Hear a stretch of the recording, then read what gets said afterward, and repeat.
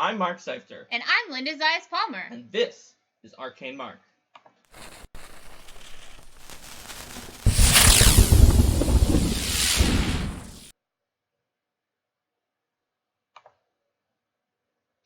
Hi everyone, and welcome to GM Tools Designing Dungeons. So, when it comes to designing a dungeon in your game... Just a moment, were you talking during that?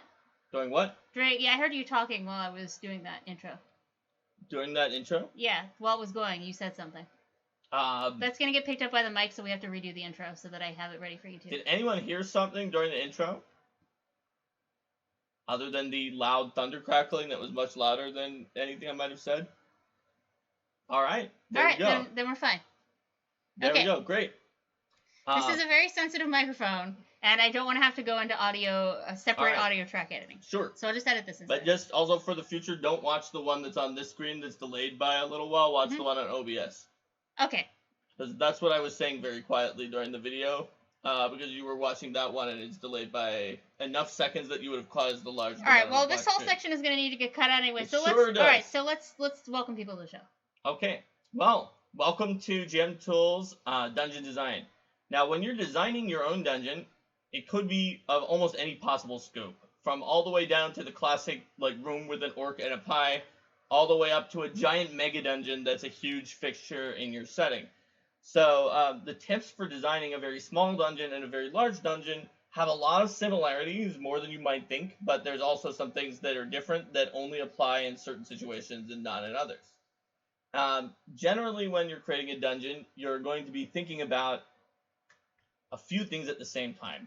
One of which is what's going to be exciting in the story of the game world when the PCs interact with the dungeon. But you're also going to be thinking about, at the same time, how this dungeon came to be, who built it, how the creatures that live there are currently interacting with each other. If something is sort of in a room that it can't really leave, how does it get food? You have to sort of think about how the dungeon makes sense in the game world, as well as how the dungeon makes sense in the narrative with the PCs exploring the dungeon. And even a small dungeon, you still need to think about that a little bit. You also might want to sort of think about the basic flowchart diagram of how the PCs might encounter and experience the dungeon. And in some cases, it's just very wide, because there's a lot of branching paths and you don't really know, but other dungeons are a little more linear, and it's very likely, or even there are choke points that you have to get to before going to the next place. This often is the case with stairways leading to the next dungeon level at the very least, even in a dungeon with a lot of branching corridors. But in some cases, you could have a dungeon that is only places where you can turn around and there's nothing in it, such as the 3x3 grid I've talked about in previous episodes that had guards and wards, and left Linda mapping a random assortment of being turned around for hours. True facts about me not knowing of the existence of the guards and ward spell. That's right. So, Linda, in Pathfinder's society, it's fair to say that over the course of, I guess, over 100 scenarios that you've had to deal with by this point, just barely. There's been a wide variety of different dungeons that have been used and designed. Over the course of going through all of those dungeons, are there any sort of through-line notes that you would make, just not even just from the final dungeon, but from pitfalls that you've seen from submissions of dungeons from freelancers a fair amount of times? It's like, oh yeah, this is maybe it's not too hard to fix, but this is just a common thing that people often, even professional freelancers sometimes miss when they're designing a dungeon. So there's a few different categories of this. One of them is the way that the creatures themselves, and the main one I would say is the way the creatures themselves interact with the map, and with the order and the flow and the structure that you want for the adventure. So in a society scenario, you're going to want to make sure in many cases that it's likely, although not necessarily 100% guaranteed, that the PCs fight that boss encounter, that hardest encounter last. So if the dungeon is structured in such a way that they can get to that room very quickly and then there's no reason for them to do the rest, particularly if that dungeon is a main part of the scenario, this is one of the things about having a published adventure that's being run as written for the most part. It's that you don't have, in the same way that a home GM would be able to just say, oh, wow, you just blitzed to the end. Okay, yeah, we don't fight those ones, and now you're going to fight more encounters later, and that's going to make up for the XP. You want to structure it so the PCs, while they may have choices, are going to be converging on the endpoint with the hardest encounter. And when I speak about, so the map certainly informs this. What can you get to where? What rooms do you have to pass through? And also, who is going to notice you moving where? So if you have a case where there are encounters in adjacent rooms and they don't combine, then there needs to be a reason why they don't combine. So this could be because say the creatures in those rooms don't like each other, because they don't get along, because some of them are said to be the guards who are supposed to handle things first. And in many cases, if you want to have this idea of combining, just build it into the way that you structure your encounters. So it may be the case, for example, that there are 2 guards in room A1, and there are 2 guards in room A2, and those rooms are right next to each other. And you balance the encounter assuming that the PCs are going to fight all 4 guards. But then on the first round, or if the PCs make some noise, then they're going to combine, and they're going to make one encounter, and that's what you expect. In fact, I'm about to run an Adventure Path dungeon that is very much like that. Every encounter in it is something that we would call a trivial encounter in Pathfinder 2nd Edition alone. Mm-hmm. And there's magic sound dampening because of the people who live there like that. But they would also very likely to try to round each other up and combine encounters. So that definitely is something that we published before. I wanted to take a brief moment before we go back to that to thank Author Estelle. I should say it right, he told us.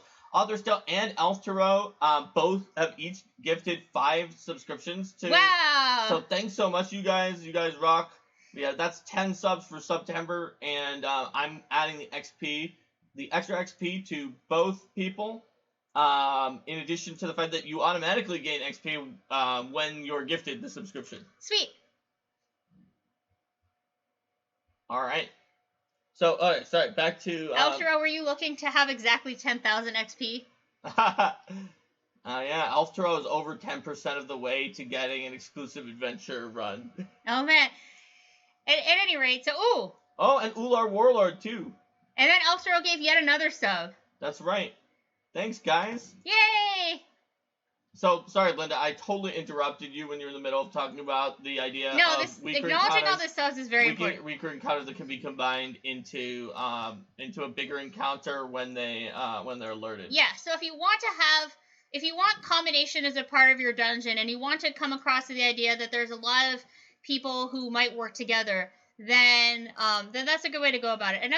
Another thing is generally if you have something like mindless undead or a low intelligence plant creature or something else like that, that is a type of encounter that humanoid NPCs are a lot more likely to just leave to handle the matter and only join in later.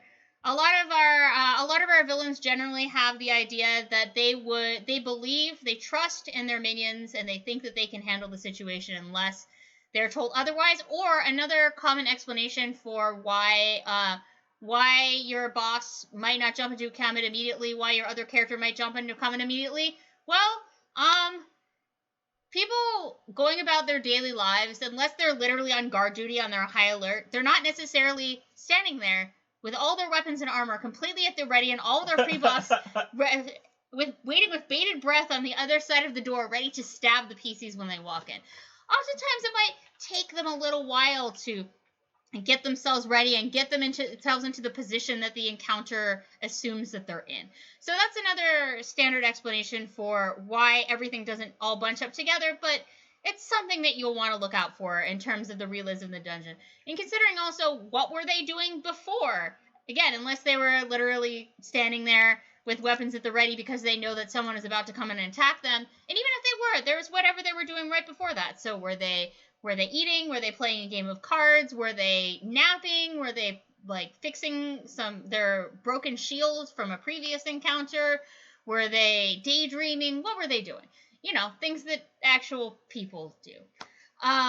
So that helps to bring the dungeon to life. And that's something that I can sometimes see is where you just have, 2 guards in this room, 2 guards in this room, 2 guards in this room. And there's nothing that it says about what they were doing or how they would combine or how they would work out.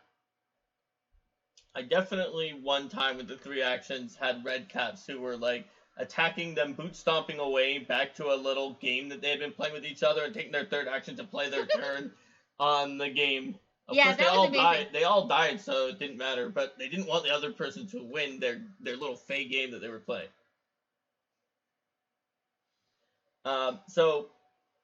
Yeah, we've talked a little bit there then about like the realism of these denizens of the dungeon. Mhm. They don't exist just to be attacked by the PCs. Yeah. So they're not just waiting in their room for a scripted encounter. That means sometimes they will combine, sometimes they won't. You want an explanation for why.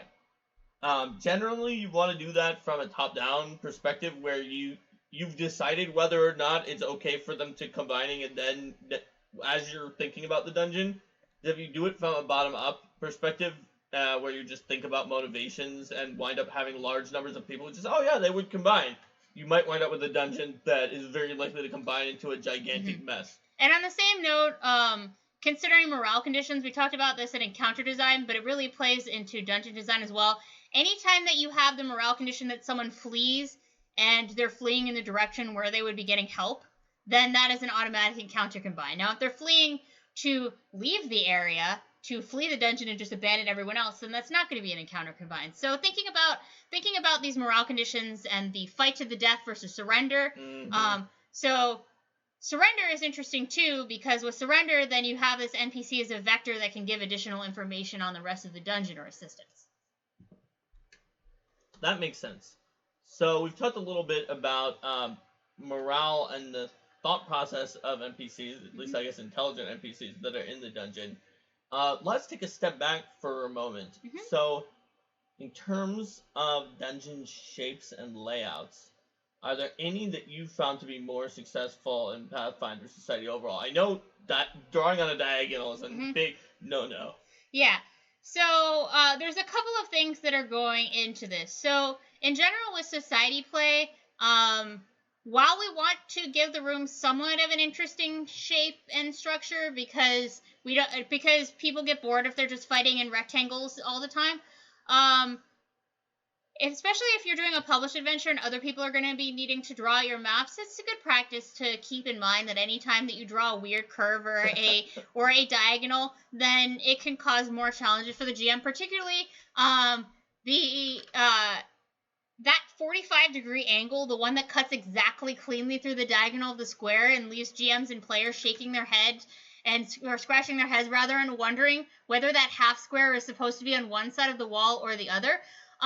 When you can, it's good to give walls a little bit of thickness because that also helps to, not only does that help to establish, okay, which of these portions of squares, when portions of squares are involved, are actually in this room, but it also makes it look a bit more realistic and helps the GM if they are running into a situation where players decide they want to bash through walls. I mean, I figured that a lot of us have had the discussion with our players when the map shows the walls as being paper thin and they say, well, the walls are paper thin. Can't I just bash through it? Yeah, and Arcane has a different version of the same tip, which is please don't make the entire dungeon look like a cool butterfly.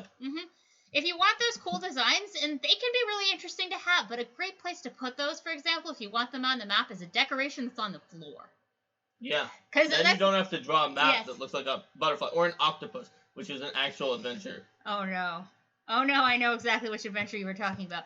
Yeah. And it didn't even make sense because there was a Cicalia who had happened to have like used that place as a lair, but it was not built by an octopus or anyone related to Hodes at all. Yeah. But I think that goes into the fundamental physical structure of the dungeon is based upon the needs and interests of the builders of the dungeon, and possibly the rebuilders and renovators of the dungeon if it's gone through multiple iterations and had people add and change. So if you have a really ancient dungeon, for example, then you're going to be in a situation that has been now populated by another group that's moved in. You're going to have a situation where the walls and the stonework and other things like that, and those structures are based on the original functions of the rooms, but then you'll have things like a wooden desk that come from the people who came in more recently. It's also worthwhile to consider, and this is certainly something that was drummed into my head working with John Compton with his archaeology background for a while, that things decompose. They don't stay the same all the time, particularly if you're in a world like Golarion, where the timescales are so much longer than the timescales than the number of centuries and millennia that are between things in real world history. That if you're having anything from year 0 of AR is going to be like things from negative 3000 from like 3000 BC in real life, and how much of that is going to be left behind. So that's good to keep in mind. And there's a lot that's from earlier than 0 AR. Anything Thassalon Aslan time period is vastly older than the oldest human civilization things that we even have on Earth. So magically preserved is your friend. If you need a structure to look like it would have, or to have any amount of anything that isn't just stone, magically preserved. For example, the magically preserved Thessalonian Library. Yep. That's how you use that in a sentence. Have books. Yes. So keeping that in mind too, with the natural evolution and decay of the actual building itself. And you may even have signs in a dungeon of multiple groups that have used it over the years. Just keep in mind when you're doing that there's only so much complexity that the players can appreciate of the history of the building. And when you're producing information, if there's no way that it's ever going to get into the player's hands, then it's less valuable. All right, so we've delved pretty well into certain nuances about the usages of the dungeon. Here's a question for you. After all of these dungeons. Yeah. I don't exactly want to call them macros, but that's like a terminology from computer science that's similar to this. Mm-hmm. Are there any sort of successful little micro recipes just for a dungeon? Basically, someone starting out and they're not ready to really dive deep into the archaeology of how things work together. They're starting to think about the motives and the psychology of the monsters that live there, but they just want to design a dungeon, like this episode said, and like maybe a starting out basic recipe that just tends to be a good dungeon for a kind of short medium dungeon. Mm-hmm. Okay. Anything that you could give towards that? Because I'm sure that there are sort of little recipes that you've used in Pathfinder Society. Yeah, so there's a few things. When I was talking about making sure that the PCs are unlikely to reach the boss first, the dungeon where there is one entrance and you have to go through several rooms to get the boss.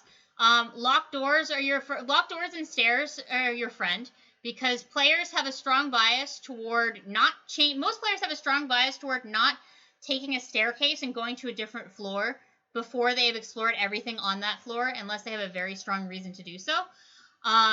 Another thing is super ornate doors or other things can help to indicate to players what's going to be more interesting or what's going to be less interesting. When it comes to rooms too, there's not really. It can be nice to have rooms that have a different levels of significance to them. So you'll have some rooms that have encounters, and you'll have some rooms that are just there to be additional rooms that explain the building you're in. So, like, you might have a room that's a kitchen, and there's not an encounter in it, and that's cool. And that helps to create the spacing. That's probably the easiest way to create the spacing between encounters is you've got a few rooms, you draw out a building that kind of makes sense as, okay, this is a building, it has the main sections for this building to function. You think about what kind of NPCs you would want to populate this building. You stick them in rooms that are kind of spread out, and you put the boss in the back. You put in either some locked doors or some locked doors or some staircases or something else like that to help guide the PCs toward going to certain locations in a certain order if you want to. So it sounds to me like you're suggesting either a very linear, even if it winds around, or at the very least, maybe a way to think of it is like a sort of lollipop shaped where it has this top of the lollipop that is wider and has other things, and then it narrows down for the little stick of the lollipop and you get towards the boss who's always in the back. Yeah. That's probably the easiest, is you can explore these rooms in any order and the boss is in the back. And the biggest treasure is with the boss. Arcane says with locked doors, they're very often opened intentionally, even if it's DC 45 lock. Yeah. I'm not saying that people don't open locks. I'm just saying that in many cases, in my experience at least, and that may not be everyone's experience, if there are two doors next to each other and one is locked and one is not locked, my experience has been that players will usually check the door that's not locked first. I think that I've seen that mostly just in terms of a monsters on the other side of the locked door are going to have to unlock it if they want to come at us from behind. So let's figure out who might come at us while we're unlocking this door.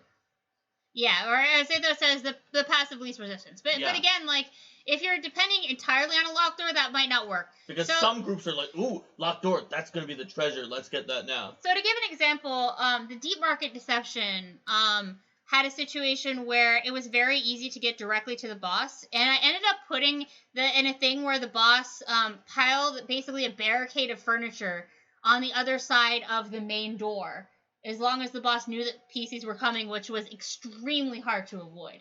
So that was an example of even if barricades, whether they be just a bar on the other side of the door or blocking things with furniture or that old standby of this tunnel has collapsed and there's rubble here and it would take an hour to clear all the rubble or things like that can really help to shape people to go into a particular direction. I mean, I suppose this hallway/tunnel has collapsed into a pile of rubble is pretty much the standard shorthand for here there not be adventure, the GM doesn't want you to go this way.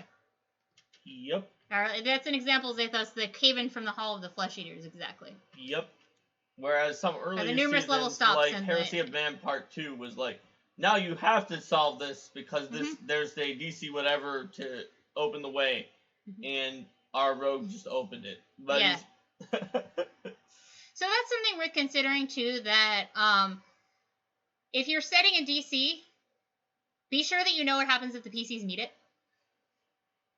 Yes. And if you would be tempted to set a DC that PCs could never possibly meet, then just keep that in mind in the way that you put the scenario in place or the adventure in place. Because we'll have those occasional DCs where it's just like, this is beyond the PC's abilities. And you can, in fact, just say this is beyond the PC's abilities in this adventure.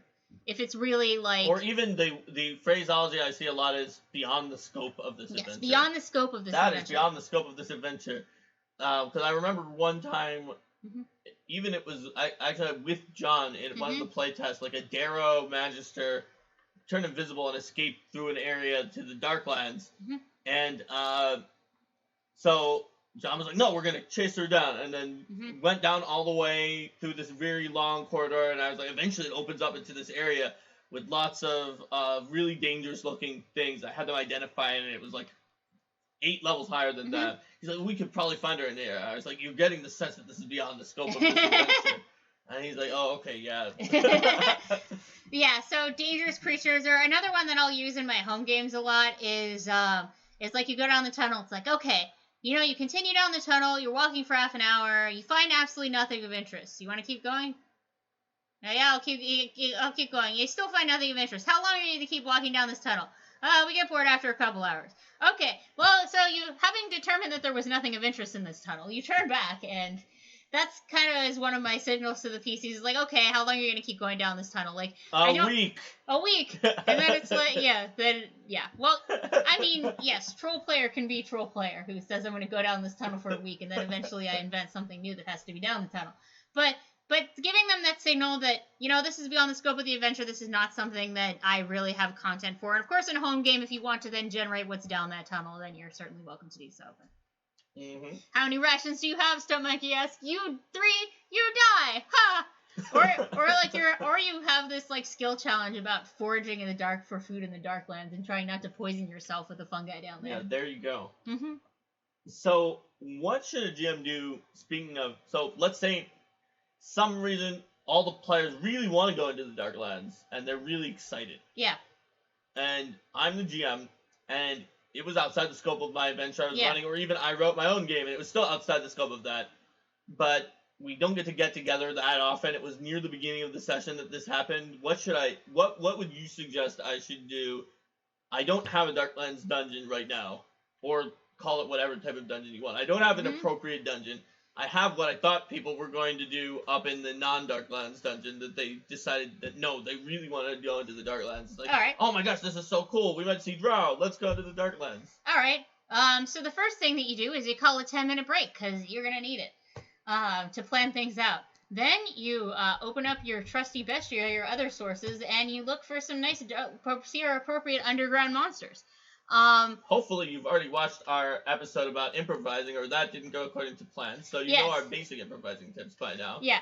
But in terms of dungeon design, okay, so call upon bestiary monsters that are familiar, that you don't have to learn too easily. Start with a random encounter on the way down, because because at least in my experience GMing, a relatively straightforward random encounter isn't going to take all of my thought process, and then I'd be able to use that time to plan out what kind of dungeon I'm going to throw at them once they get down to the bottom. This is also a good place to put in some skill checks for them to help to analyze and understand what's going on in the underground ecosystem, because if you just go down a random tunnel, you're not going to find that this random tunnel opens and it leads to a door and then suddenly dungeon. Like, that doesn't make any sense. So really what you're in this point is that you have people who are investigating. Now, they've just told me there might be drow down there. So the next thing that I would ask is a follow-up question. So it's like, okay, so what are you looking to find in the Darklands? The Darklands is an almost unimaginably vast area. So what is your objective in going down into here? Is there a particular type of creature that you're finding? Are you trying to seek out a treasure? Are you just trying to scout out and see what random things you find? There are millions and millions of miles of tunnels down here. Or however many, there's thousands and thousands of miles of tunnels down here. And if you just wander at random, you're probably just going to bumble into monsters and not necessarily find something of interest. But if you are looking for something in particular, you might find something. Well, let's say that the elf PC is like, I want to find drow, because I know there's drow around, I haven't seen any. And the alchemist says, I think there are going to be some great reagents for my formulas down here in the Darklands. Mm-hmm.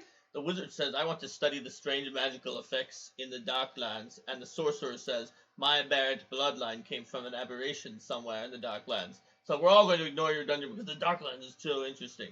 Okay, well, I just heard 4 adventure hooks. So it seems to me like if you don't have an actual dungeon, to sort of condense what you were saying, you're suggesting that instead of attempt on the spot to create a giant dungeon complex, that mm-hmm. you can create something that is more of a literal flowchart. Yes. Where, in theory, there's this big dungeon, but no one's mapping it because you just say, okay, well, you went beyond the Cavern of Screams, and you made it to an underground lake. And it's like a literal flowchart with a few directions where you don't bother with drawing out the entire map until a fight takes place there. You just sort of describe some interesting scenes that you were thinking of, and let them choose a few paths. And after a while, you reach and then say something else. And this is really the territory that I would go into for the mini dungeon. Rather than trying to do because a large involved complex dungeon, I find that really takes forethought to really get out the thing about how do all these interact. Are they going to combine too much? What happens if the PCs enter this area? Whereas having like mini dungeons where it's like, okay, this is a building and has 3 encounters in it, or even 2 encounters. That has a boss and it has the boss's minions, and they are fitting in with a theme. So you have more of a sandboxy exploration thing, at least for the moment, where the PCs are going to smaller things. Then in the course of the session, you may decide, okay, based on the way this is going, it sounds like the PCs really want to go to a big old drow dungeon and punch some drow. But then that means that you are preparing. You can then prepare the next session to have a big old dungeon where the PCs punch some drow.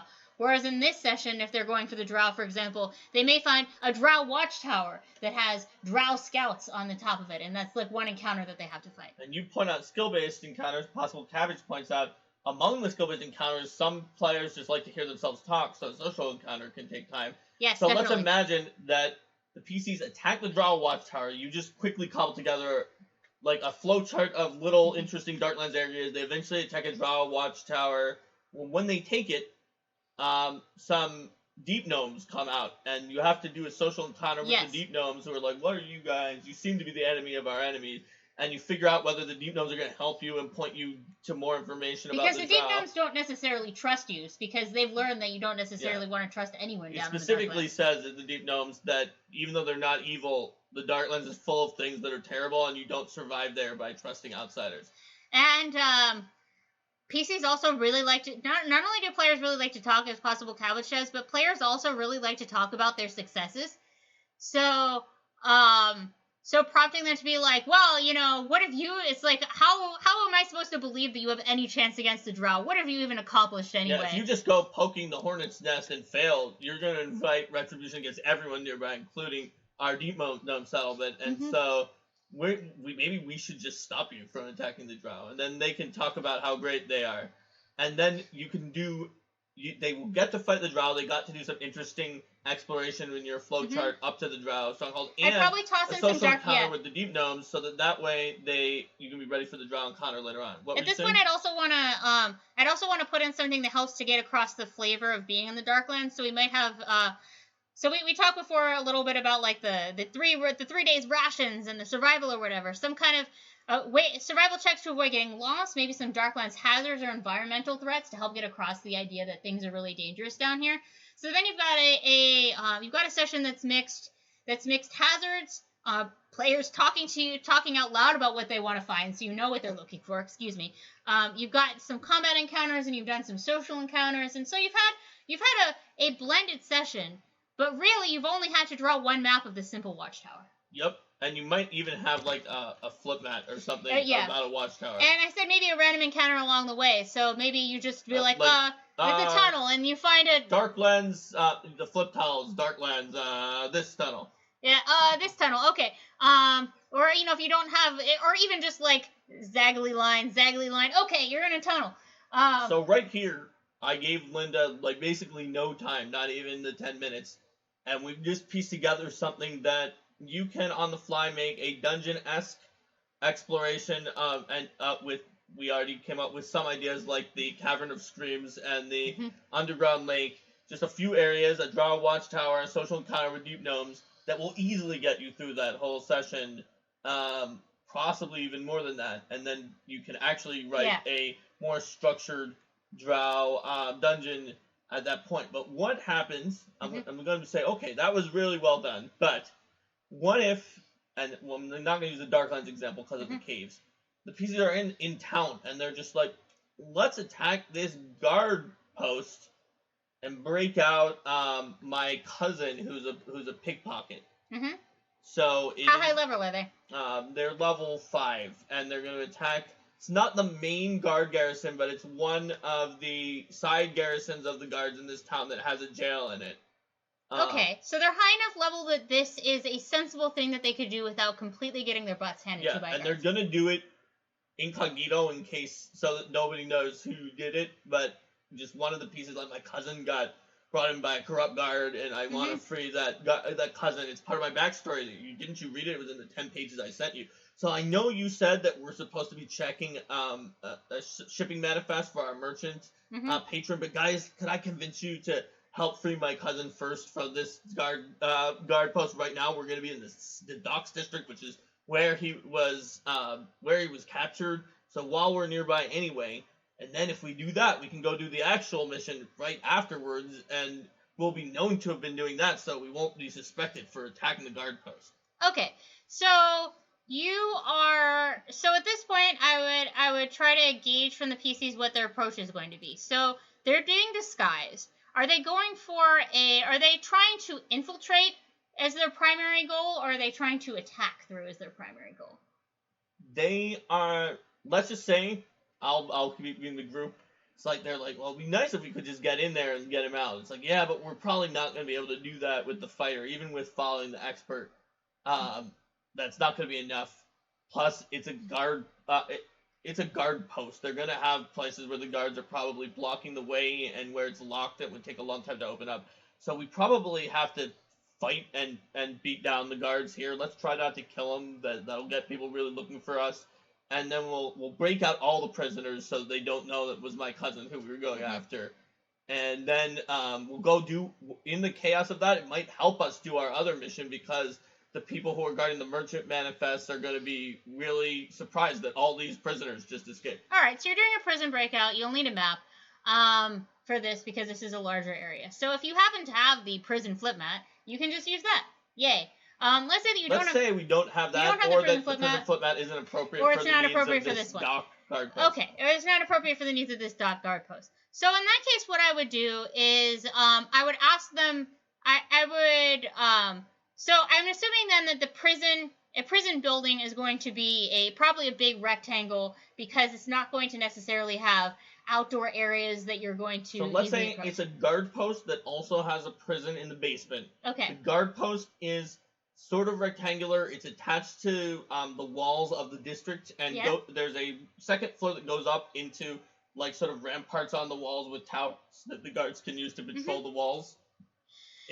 But it's got a barracks, for the guards who are in this area at the time, a few watch posts, and any other rooms that you as the GM think are appropriate. But all you've told people is that there's a barracks for guards there, there's some watch posts that goes up to the walls, and that there's a prison on the basement. Okay, so there's a couple things that are going on here. Now that you've specified to me that the prison is in the basement, and that this is a multi-story guard post, this is no longer something that the PCs could logically win in a frontal assault, even if all of the guards are level -1.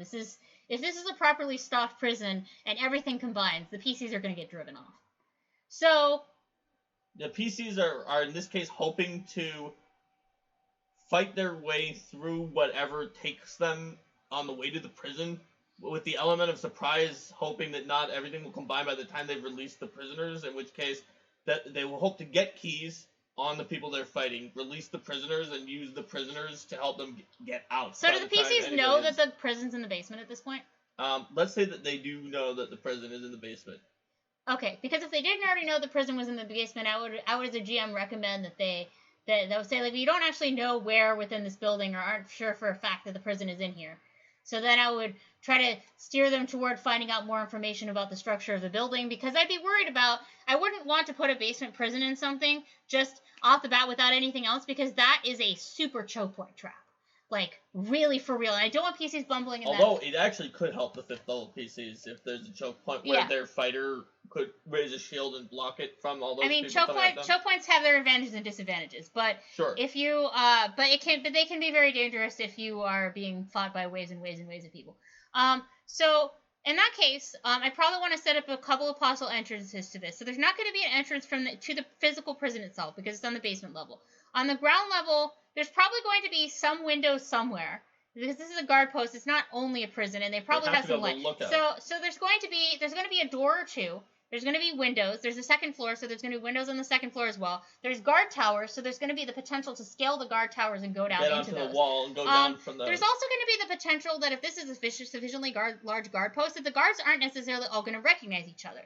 So the PCs may be able to lure off some guards, defeat them, take their armor, and then do some kind of infiltration in that regard. Another thing to think about here would be, where are the keys to the prison? Because it's going to make the PC's job a lot easier if they have the keys to the prison, as opposed to if they have to smash down the individual cell doors or unpick them. So, also, we don't have very much time here for this, to prepare this. Yes. So, while the we PCs have are at least, in this case, they're assuming a jailer will have keys, so that if they fight their way into the basement floor, that they are hoping that someone who's down there will have the keys. That's at least part of their plan. Whether they're right or not, well, I think normally someone would have the keys who was down there. Well, here, this is a possible strategy the PCs could use. If they're weak walls, the PCs could use a cracked structure could cause an explosion to break through the wall, or even out in the street to try to draw guards out. And try to create a diversion so that it's easier for them to get into the prison. So these are strategies that PCs could definitely use to make this process easier.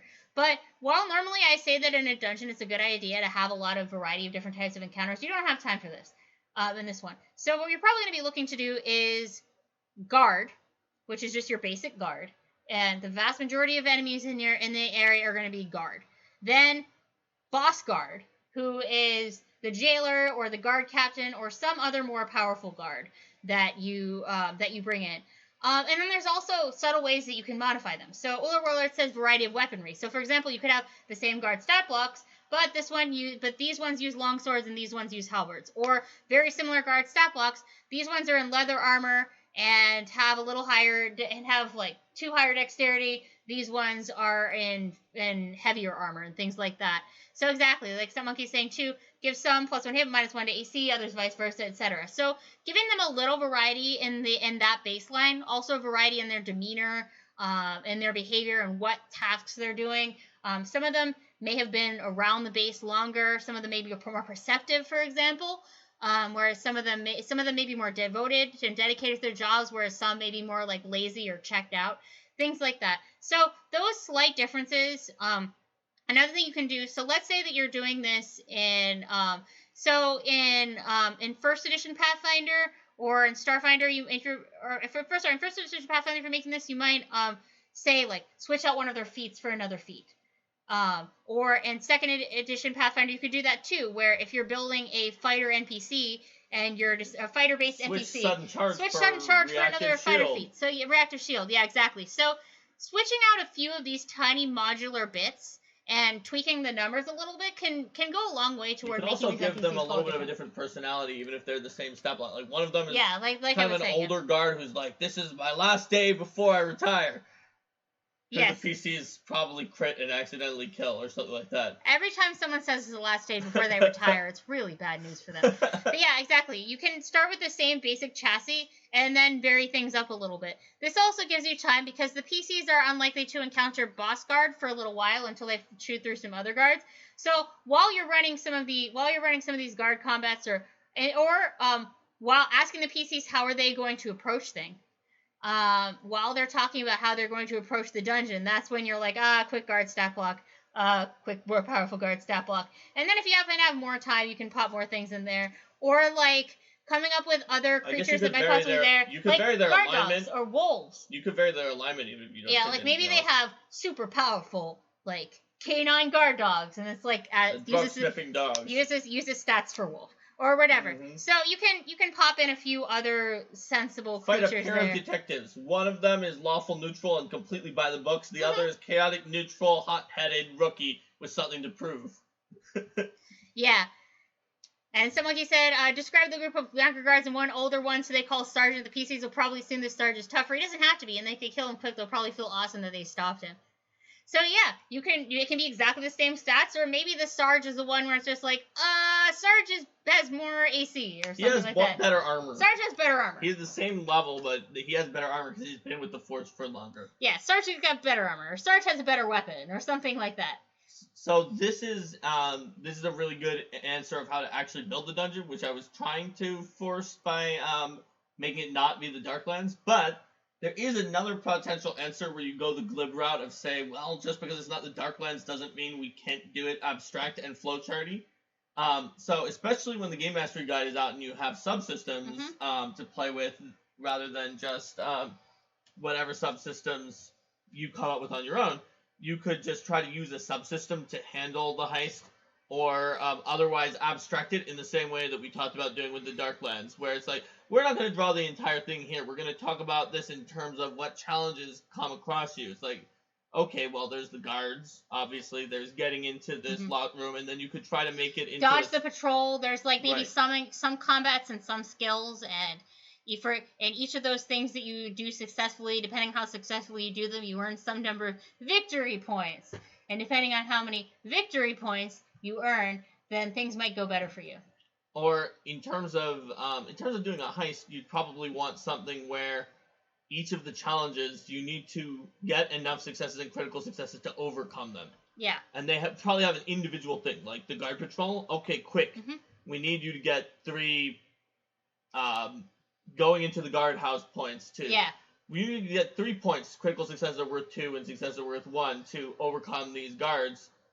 And keep going, but keep in mind, the longer you take, the more that you fail, it gives the guards time to build up their... So then you can earn going into the guardhouse points with things like stealth, or with creating a diversion, or with coming up with a great disguise, or like using bluff to create an excellent cover story, or something like that. Because in this example, the PCs were thinking, we'll take it so quickly, even though they were saying they were going to do it with fighting, we'll do it so quickly that they won't have time to react.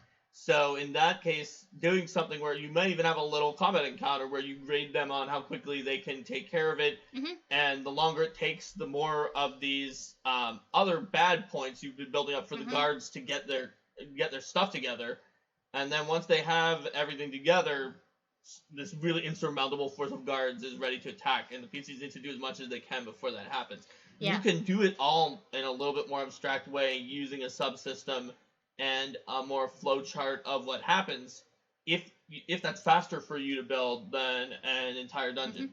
But as Linda's shown here, she pretty much built, other than a floor plan, the entire dungeon. Yeah. Well, On the because spot, sometimes you are going to want to do it with combat, and I wanted to show that there are ways to do that without having to structure absolutely everything beforehand and without having to come with a bunch of different things. But certainly, it depends upon what is more comfortable to you. Because I know that for some GMs, making more combat encounters and putting in this variety and stuff like that is going to be easier. And for some GMs, doing something that's more skill-based and more narrative is going to be easier to do on the fly. So It really depends upon your individual style of GM. But I guess this and the Darklands thing both go to show that even if the PCs completely surprise you out of the blue and then they're like, suddenly we need a dungeon, that there's a lot of ways to handle that. Yep. I think we've at least conclusively proved that if your PCs surprise you and your name is Linda Zias Palmer, then you can immediately come up with a dungeon. I didn't say that you immediately come up with a dungeon, but some general... We've conclusively proved that now. Whether you guys can come up with a dungeon, we're hoping that the answer is yes after this episode. It's some general strategies for coming up with dungeons and other content on the fly. But yeah, exactly. That social delay and getting your players to tell you what they're planning so that you can... Especially because if you're prepping a dungeon in advance, then you have the luxury of thinking of the ways that it's likely the PCs are going to explore things and approach things. But if the PCs are just hitting you with something instantly on the fly, really it's good if you can devote all of your, like, oh, quick crap, I have to come up with this energy toward what they're actually going to be pushing at. Right. Absolutely. You don't need to figure out exactly how hard it is to open the windows on the second floor if the PCs aren't considering using it. So that's sort of why I wanted to, like, bring up those examples, because we got very high-minded with some very, very, very good tips for making the dungeon feel and breathe and work well if you have a lot of time to really flesh it out. But in a lot of cases, and from my time as a home GM anyway, in a lot of cases you need to be able to come up with something good fast rather than something amazing slow. So those tips are also very important. And another thing you can do too with dungeons and things that you come with more quickly is you may just have a room that says, and what you know in your notes is kitchen. This is a kitchen. There are no monsters in this room. And then when the PCs actually reach that room, then you can flesh it out and describe it and decide what kind of treasure might be there.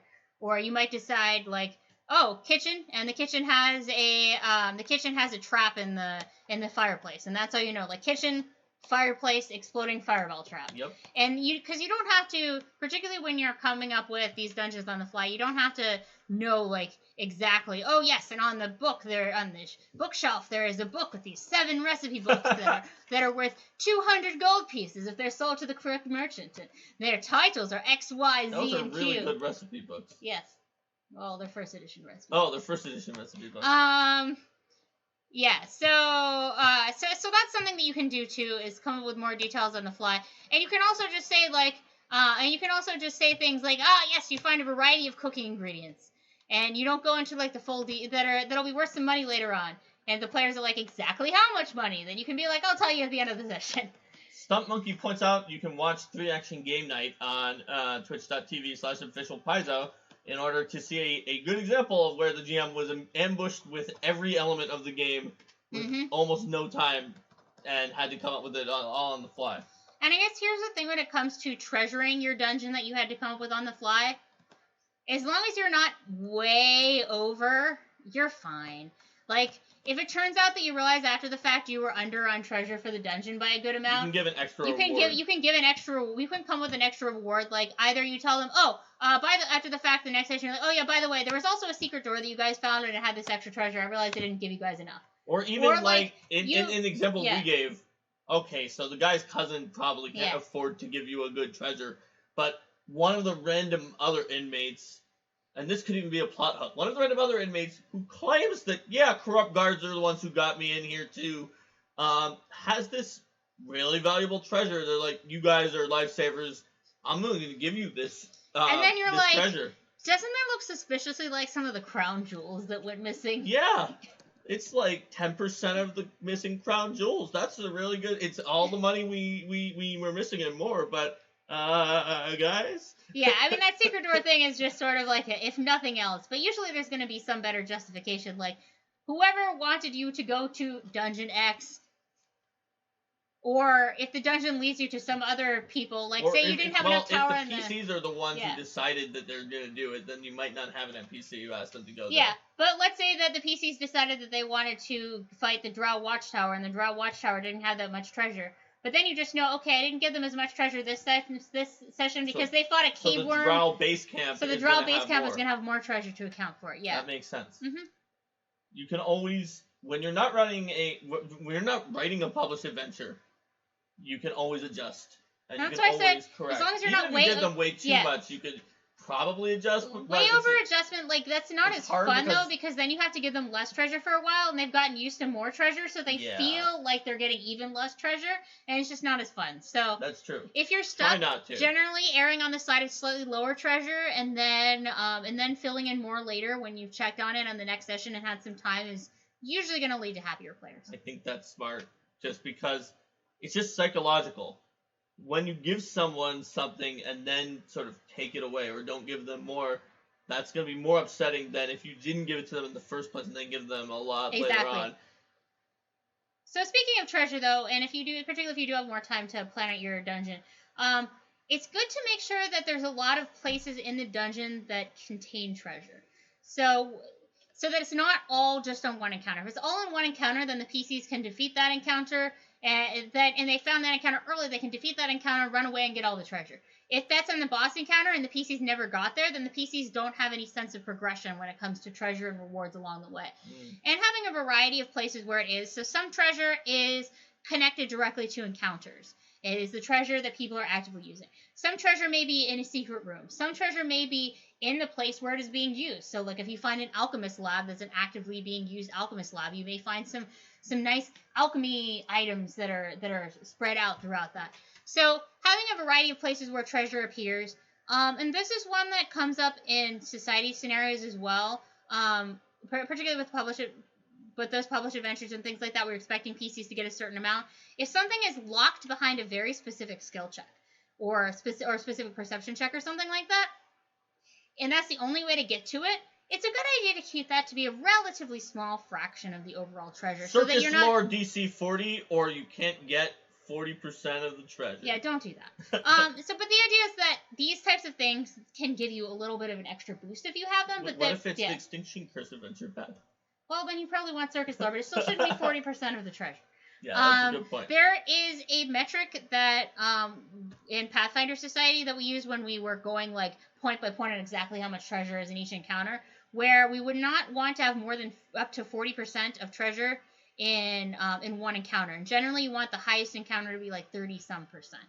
Now, this was in First Edition Pathfinder Society, where we literally nickel and dime the value of absolutely every item. Except when we didn't. It has to be in 10%. In Second Edition, right? We have treasure bundles, which each of which is 10% of the overall treasure in the scenario. So we just plop treasure bundles in various places. So you would say up to 3 bundles in any one up to 3 bundles in any one situation. But yeah, generally, as long as you're keeping to 30-some% as your boss encounter bait treasure of the entire dungeon. Will you recommend that for everyone designing their dungeons too? Or specifically for Pathfinder Society? I would say that's a Pathfinder Society metric specifically, but it's a good idea in general to not put all of the treasure in one place unless there's a really good reason for it to do so. Like a dragon horde? Like a dragon horde, or a treasure vault, or something like that.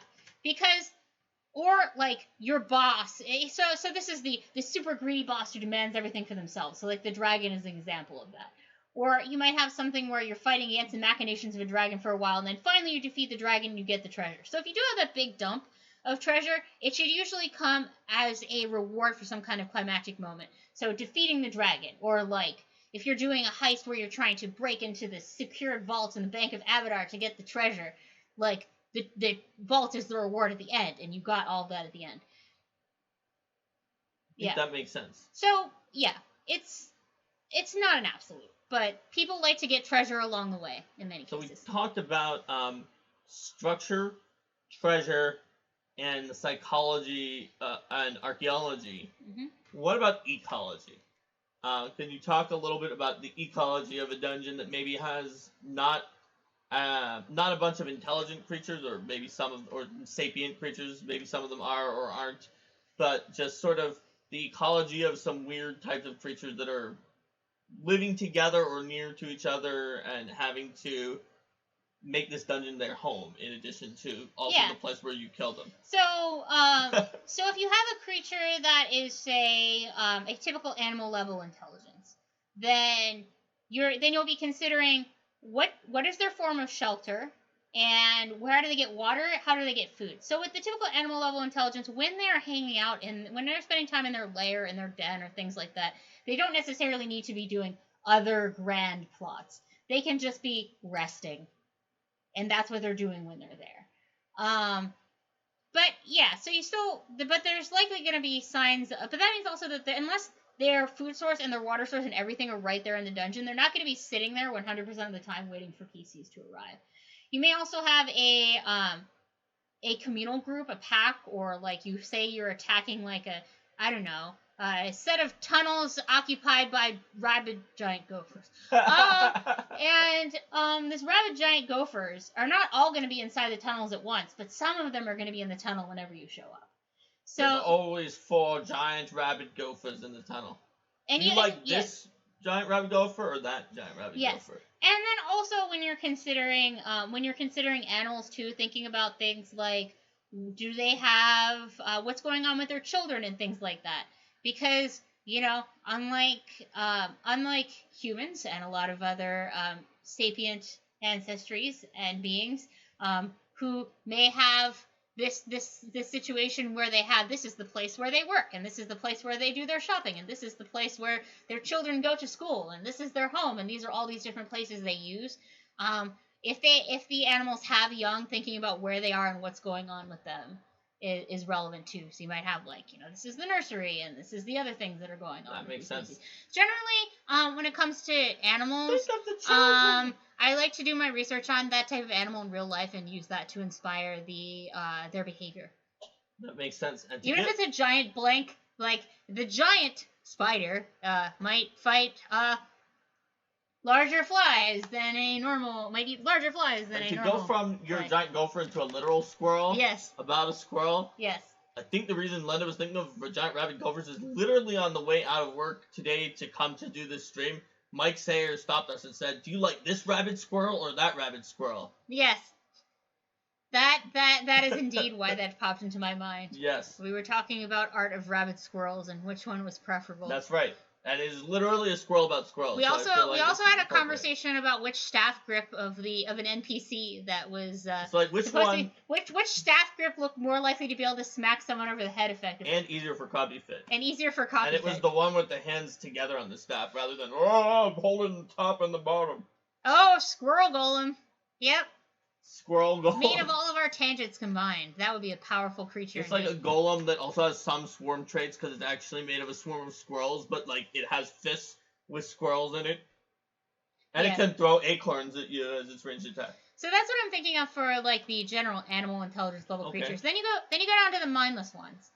And mindless undead mindless creatures are the types of creatures that can literally just stand in exactly the same place without eating or drinking or sleeping or anything however long. They can, but even mindless creatures usually, except constructs, mindless creatures usually have some kind of instinct from their vital essence, from their life force, that cause them to do something else. So what's an example of a mindless creature that is neither a construct nor an undead?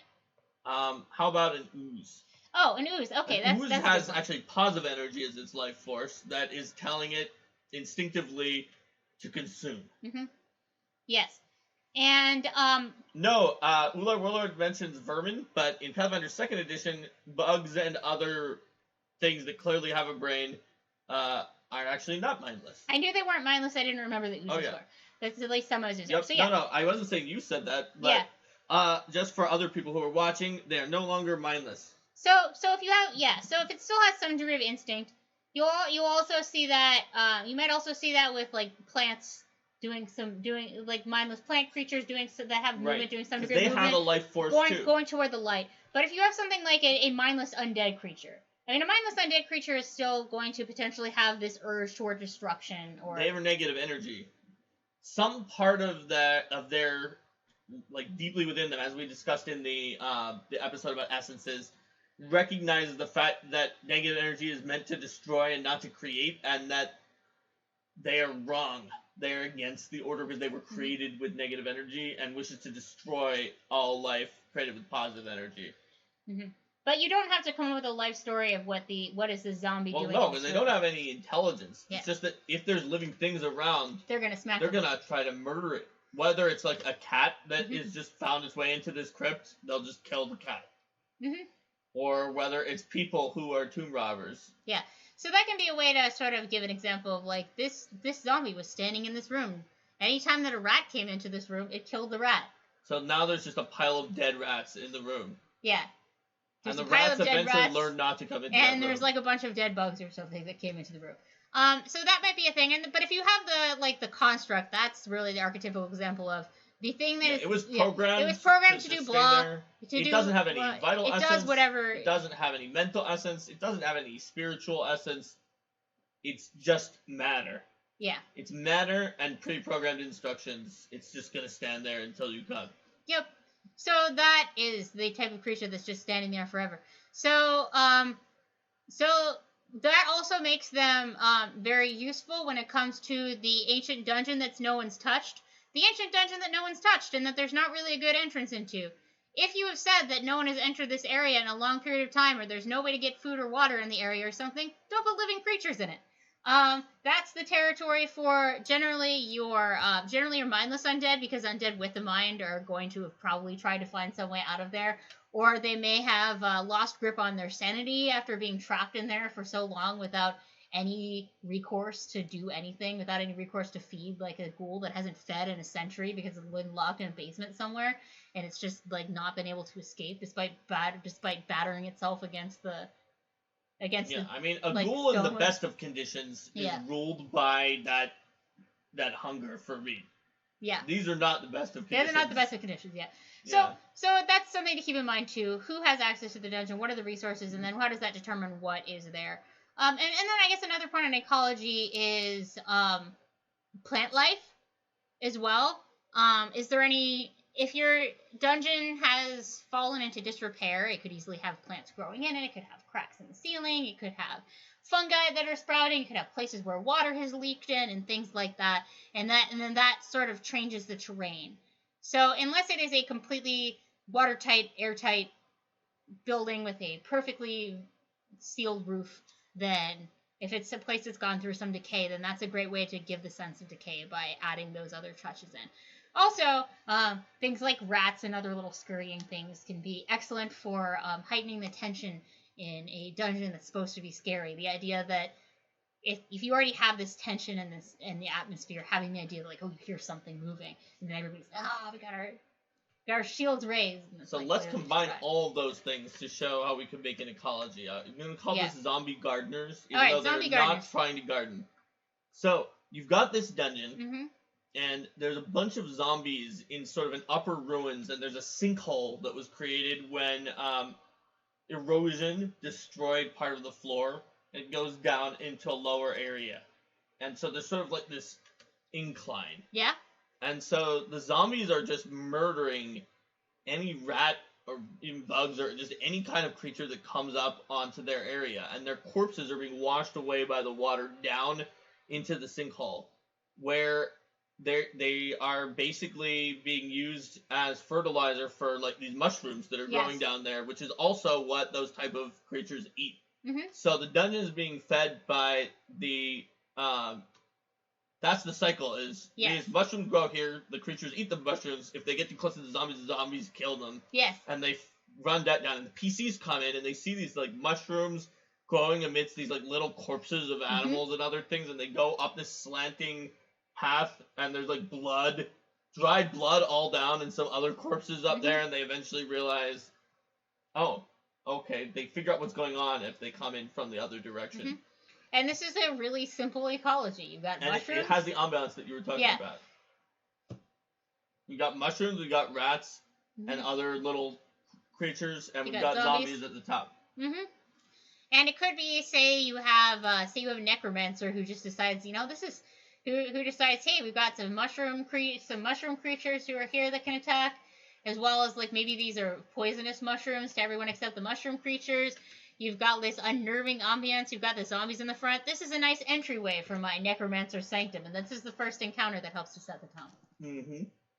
Or it could just be a self-contained thing where you find this It just happened on its own because of the sinkhole and the way that the body's washed off. And again, that's a natural, as we were talking about, like what is the area, how does it work, and how do the creatures that are in there interact with it. This is the natural consequence of having some zombies stuck in an area that small animals decide seems like a good place to rest. And some fungus spores moving over. Mm-hmm. And that gets back to the idea that not everything in a dungeon has to have arrived in the dungeon at the same time. As long as they are willing to coexist, you can have a lot of interesting alliances and conflicts. Or even unwilling to coexist, but forced by some higher or more powerful force. And that creates, I know we were talking about this in the encounter design one, I believe it was, where you have or one of our other ones, where you have factionalism, where certain groups are more, I think it was dynamic encounters, where you have certain factions that are more likely to turn on each other than others. So then that rewards the PCs for going with the social route and learning about the dungeon as well, learning about who lives there. So they can drift their way through the different groups in the dungeon. Yes. That makes sense. Or possibly get one of them on their side to join in. Right. And then you can keep that in mind when you're deciding if you're doing a homebrew dungeon. You can also kind of adjust for that a little bit dynamically with how you have your encounters going. So let's say that the PCs are going on a friendship rampage where they're convincing like literally everyone in the dungeon to go along with them. Or like they're convincing multiple factions in the dungeon to go along with them. You don't want to then make it like, oh yes, well, I have suddenly decided that I'm going to materialize 16 more guards into this combat who didn't exist until the moment when you said that. But you could change some of the decisions you made in terms of how many encounters combine and exactly how, and be like, all right, I'm going to move these people to this room right now because then they'll combine with the boss and that's going to make it a more satisfying encounter. So you're still presenting the same amount of challenges and you're not just suddenly being like, oh, every time that you gain an ally, a level appropriate number of guards suddenly materializes, right. Because then that creates a world that doesn't reward the PCs for their decisions. So it's always a balancing act. Also, factionalism, it didn't work in the guard example I made, that I forced Linda to do, but it can be a good way to pull in the idea of social encounters when you have to make up a dungeon on the fly. If you have a bunch of different groups, it especially works well if you have multiple groups that, like, there's not one of them that's really, like, obviously the worst, but the PCs encounter the one first that is probably actually a little worse. Yeah. But when they encounter them, the NPCs are immediately friendly. And they're like, oh, new people, why don't you help us with these horrible, amazingly terrible other people? And you do the social encounter, and that takes time. And then when the PCs realize that the other group that they just agreed to fight was really actually maybe less bad than the group they allied with, but neither of them is like completely the worst. So you're not. Then that will take additional time because the PCs may decide, hold on, we don't want to fight them now.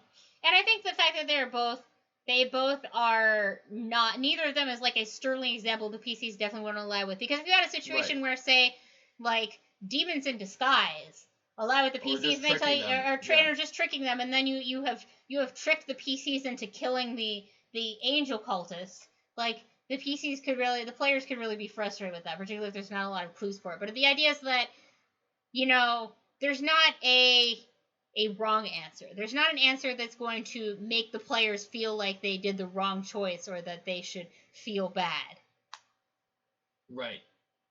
But it gives them the opportunity to reassess, and so that will have the maximum amount of possibility for the PCs to have decision points, to make decisions in character that have a real impact, and to have more role-playing that happens later on, whereas if they immediately find the one that is the slightly nicer of the two, and they're right and the other one is nastier, and nothing seems different than the description they were given, they'll probably just fight the second group.